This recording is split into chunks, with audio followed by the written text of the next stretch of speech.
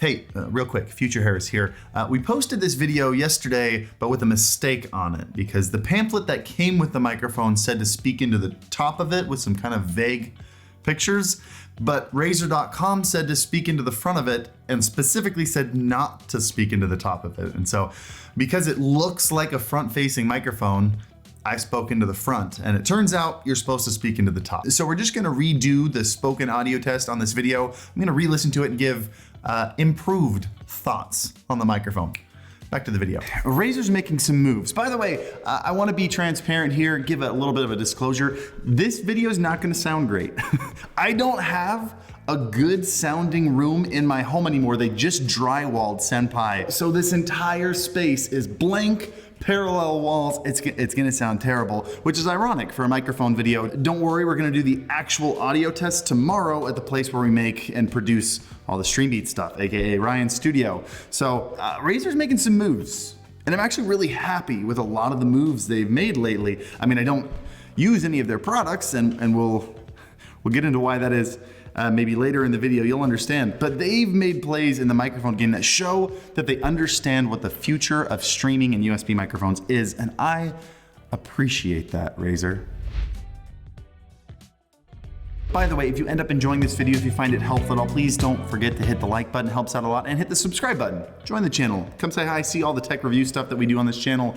And at the end of this video, there is a little bit of a teaser to something very special that we're releasing in a couple days. So stick around for that. But before we do any of the other stuff, before we do the audio test, I actually haven't heard what this microphone sounds like yet. By the time you see this, I will have. But as of right now, I haven't. I want to talk about what Razer is doing right, because they've released a lot of microphones lately, and each iteration gets a little bit better than the last one. In fact, the Razer Seiren Mini is one of my favorite teeny tiny little budget microphones released. I usually use that as the standard for audio quality. It's so good. But with this microphone, it seems like Razer has learned something. And it's something that nobody seems to figure out except for Elgato, which is good hardware is useless if it doesn't come with good software. And that strategy seems to stand the strongest with USB microphones, where you need a lot of control, but you're left with very little in your hands. I have a hard time recommending any other microphone other than the Elgato Wave. In fact, USB microphones have come out and I just didn't do videos on them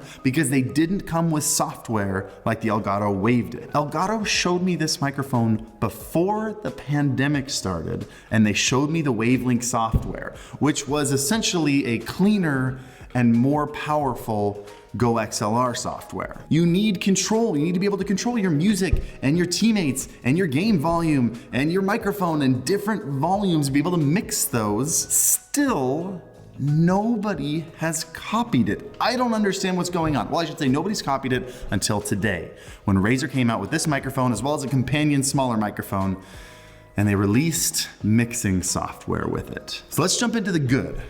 Before anything else is said, I want to praise Razer for doing this. Not a lot of praise, like it shouldn't have taken them a year and a half, but they're still, a year and a half later, the second company to do it. I think someone told me that Blue updated their software. I'm gonna have to check that out too. Blue might also have another copycat Wavelink software. I'm really behind on microphones, but I'm happy that Razer did their own version. We'll get into the nitty-gritty of it, but I'm happy that Razer did it. I'm also really happy with the build quality of this microphone. I unboxed it on stream over on my personal channel, youtube.com/HarrisHeller. Hit the subscribe button, I'll link to that down below, where I stream multiple days a week. This is a heavy brush metal microphone, matte black, really beautiful logo in here, real subtle. Let me see if I can, there we go. Ooh, doesn't that look nice? It is a beautiful microphone and it feels high quality. Super happy about that. And back to the software, let me also just say it has the bones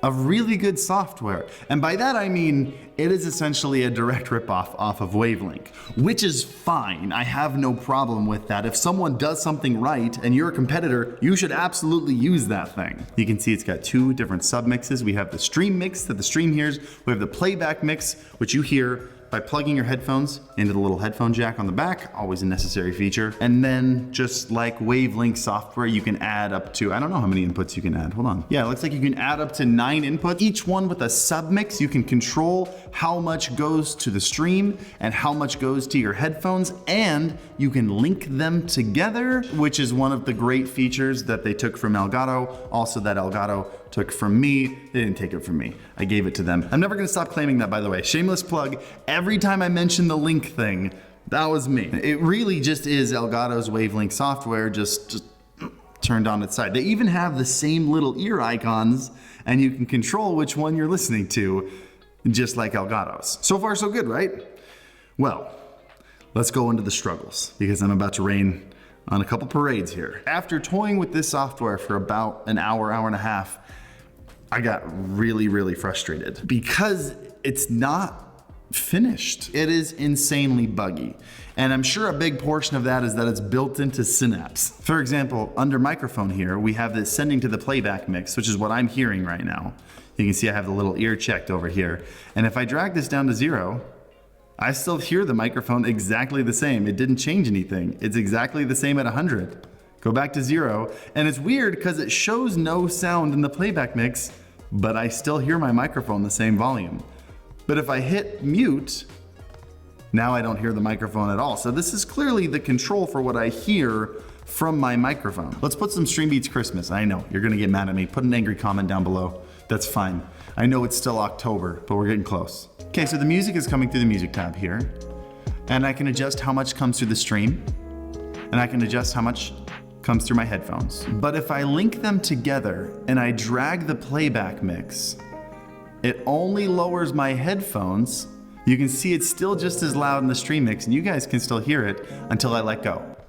It only actually adjusts the volume of the one that's not being clicked and dragged in real time. The other one doesn't change until you let go. And the whole experience is filled with tiny little bugs like this. Like I tried to launch Synapse with this thing plugged in, and it said, you have no Razer device plugged in. But I was looking at this device plugged in and powered up, the light was on. I had to unplug it and plug it back in for it to recognize it. Also, I don't like that the playback volume here is different than the volume on the microphone here, because there's a volume knob in front of this. There's a volume knob and a gain knob and a mute button. But the volume knob, even though it controls just what I'm hearing, is a separate volume control than the one on playback mix. And if you go to the mic tab over here, you can actually see it. So the bottom one controls the microphone and the top one controls the headphones, and it's very unresponsive.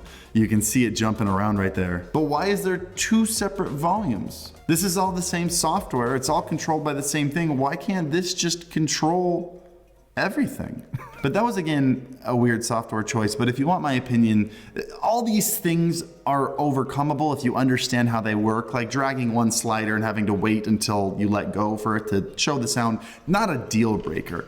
The real issue I have with this is there is no hardware mixer to control it. That's kind of the advantage of something like the Elgato Wave, is you have the Stream Deck, so you don't have to move your mouse over to a fader and change something on the screen. You have a button at your fingertips that you can adjust while you're gaming. Given how buggy the software on the screen is, combined with the fact that in order to use it, you have to move your mouse out of the game onto another app that has to be displaying, it's just, it's not as useful as it could be. So while I really do appreciate that Razer's the second one to actually do this thing that everyone should be doing right now, it feels like they released an unfinished product. Like realistically, hardware device to control the faders aside, I don't understand how this got past quality control and someone said, yes, ship it, it's ready.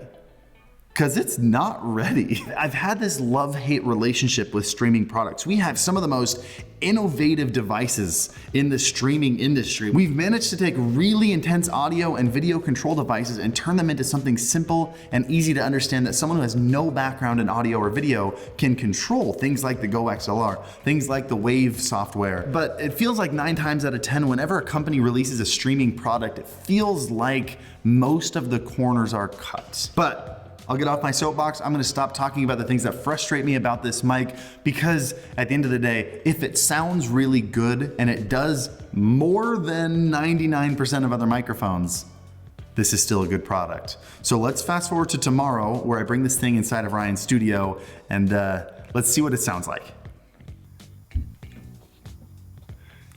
It's tomorrow. I've hijacked Ryan's personal studio, which is the temporary Senpai Records studio, until we finish the fancy one. We got a whole tour of the space coming out next week, but Scott, just show him a couple snippets of the recording studio. Yeah, so we're working on that. In the meantime, this is where we've been producing all of our fancy music, and you can probably tell that just from hearing my voice, this place is a lot more sound treated than the last place we were shooting. The lighting might not be as good, but it sounds a lot better. So we've got the Razer microphone, the Seiren V2 Pro, we've got the Elgato Wave 1, and then I wanted to grab one other one that is in the similar price range and marketed towards the same audience, so we grabbed the HyperX Quadcast S. Let's record a short snippet from either of these microphones. Let's have it the proper length away from the mouth, and let's see how they sound. This is an audio test of the Razer Seiren V2 Pro, which should sound better today than it did yesterday because I'm speaking into the right side of it. It's a top address microphone, but just in case it doesn't, just go listen to Stream Beats, the best copyright-free music for your live streams and YouTube videos. This is the Elgato Wave 1 microphone, which is a condenser microphone, so theoretically it should pick up a little bit more surround volume. We'll have to take a look and see. Also, it's a great microphone to use while you're listening to Stream Beats Chiptune, our latest release. Check it out on Spotify, Apple Music, Amazon Music, anywhere you listen to music. It's there. And this is the HyperX Quadcast S with some very pretty RGB, in case you're into that kind of thing. Also, it's set to cardioid on the back, which is pretty standard for a single person talking into a microphone. And if you think I'm about to stop shamelessly plugging Stream Beats during these audio tests, well then you're a fool. Okay, yeah. That sounds a lot better. This was not a super scientific test, by the way. This is a dynamic mic against two condenser mics. The only reason I did that is because the entire Senpai HQ is still shoved in boxes during construction and I couldn't find any of my USB dynamic mics. I just wanted you to be able to get a general idea of what this microphone sounds like. And dynamic mics in general, you do need to EQ a little bit of the low end, maybe about 100 hertz and 1,000 to 2,000 hertz to get some of that high end as well, and scoop out a couple decibels of 500 hertz. That's what I do with my pod mic right now, and it sounds great. And this microphone sounds really good. I'm very happy we redid this test. But you did probably notice there were some weird sliding and bumping sounds during that, just from my hand holding the microphone. I did a tap test afterwards. So let's take a listen to that tap test next.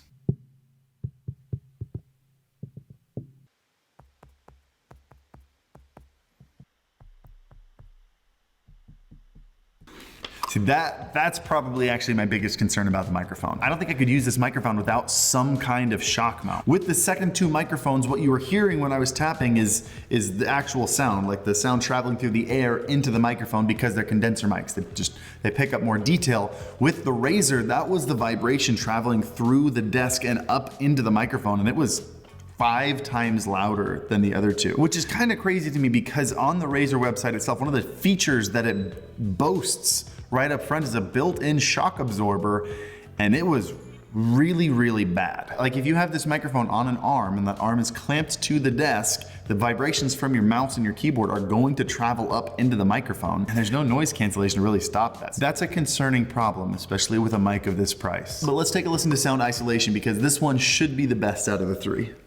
This would be someone else in the room talking at a normal volume. Let's see how the volume of this microphone is compared to the surround pickup of the other microphones. And this is again me talking into the microphone. It's facing sideways just like the Razer was, but I'm talking about the volume that someone in the room would talk to. Let's see how the noise levels are different or similar than the other microphone. And again, this is what it would sound like if you were using the HyperX Quadcast S and your significant other came in saying, would you please stop blasting Stream Beats? I know the music is amazing, but we're trying to sleep and it's 4 a.m. Play it again in the morning. Yeah, so it is a little bit better. You do lose out on some of those frequencies the further away I get from the microphone, especially if someone's calling from another room. You're going to hear a pretty drastic difference. I was only about 2 to 3 feet away from the microphone. Even when I turned on the exact same EQ that I added to the first clip, it still sounded a lot more dull than the other two microphones at a distance. So this one is definitely going to be your best bet of the three when you're talking about isolating from surrounding vocals. It's not a huge difference, but it's there. So look, here are my final thoughts on the mic. It's a beautiful mic. I think Razer did an incredible job on the design. That is definitely the part they did best. As for the sound, I think the sound quality is fine for a dynamic mic. In fact, because it's dynamic, I probably should have gotten even closer to the microphone. So it's probably even better than what we heard in this test, and with some EQ and compression, it's gonna sound great. The tapping is a problem. That is probably gonna be the biggest hurdle. You're gonna want some kind of shock mount and definitely a noise gate on there to stop that. But as for the functionality of the mic, I'm very split on this. Like, on one hand, I want to praise Razer because they're finally adding mixing software like Elgato did, which should be the norm for everyone. But it is a year and a half late, and at the end of the day, all you have to do is copy Elgato and add 1 or 2 features to it, and you're set. And then to the hopeful side again, I'm really hoping the fact that they made this means they're going to building their own ecosystem similar to like a Stream Deck, something that can actually give you hardware control. You could use something like a PC panel to give you a little bit control over these, not individual control over each fader, but control over the inputs going into the software. So the software is definitely usable on the fly if you're willing to pick up some extra peripherals. I would say Razer, an easy fix around that is just add some hotkey support for mute buttons, for level setting. Let us use our function keys or our number pad or something as a controller there, or even our Stream Decks by adding hotkey functionality. But then on the other hand, I'm like, this software is just a super buggy version of Elgato's. So where's the real advantage there? I feel like there's got to be some kind of internal conversation going over at Razer every time they do something like this, where they're like, the developers are like, cool, we get to make this awesome audio software, and then some executive is like, wait, you have to build it on top of Synapse, and they're like, well, no, let us build it from scratch. I don't think I've ever heard anyone say anything good about Synapse. But it's not just Razer, like it's every other gaming software. It's always this close. Yeah, Razer microphones have always been pretty hit and miss for me. The original Razer Seiren was one of my least favorite USB mics, and then the Razer Seiren Mini is one of my favorites, and now this one's just kinda, it's close. It's in the middle, but it's not as good as the Elgato mic in every way except design. So yeah, can't really give a huge recommendation for it unless you really, really like some of the positives. And in that case, it's fine. I'll make sure to put a link to it in the description down below if you're interested. If you liked the video, please hit the like button. It helps a lot, and hit the subscribe button. Come hang out with us for every single video. If you have additional questions about it, feel free to jump into my personal YouTube channel, youtube.com/HarrisHeller. Come hang out in my live stream. I stream 3 days a week. Link in the description down below. And as always, happy streaming. Stop it. Santa! Ah, we missed him. Wait, look!